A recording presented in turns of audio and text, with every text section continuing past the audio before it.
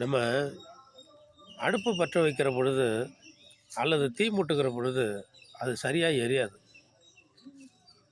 அதற்காக என்ன பண்ணுவாங்கன்னா, அடுப்பில் கொஞ்சம் எண்ணெயை ஊற்றி என்ன பண்ணுவாங்க, பற்ற வைப்பாங்க.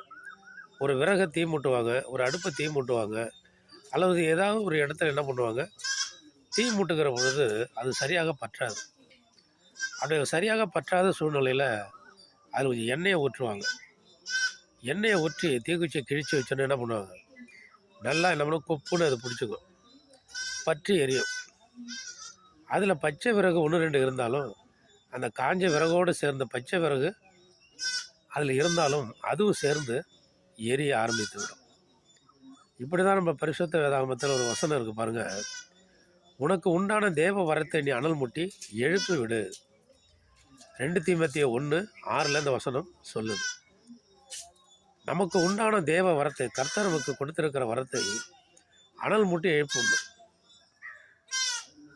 ஆண்டவரிடம் எண்ணெய் எப்படி ஊற்றி அடுப்பை பற்ற வைக்கிறாங்களோ அதே போல் கர்த்தருடைய பரிசுத்த ஆவியை கேட்க வேண்டும், இந்த அபிஷேகத்தை கேட்க வேண்டும்.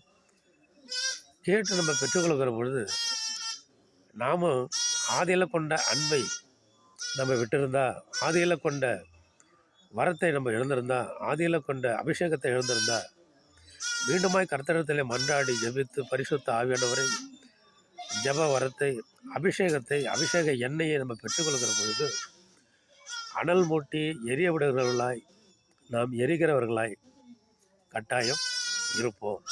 கர்த்தர் நம்மை மாற்றுவார். ஆமென். அல்லேலூயா.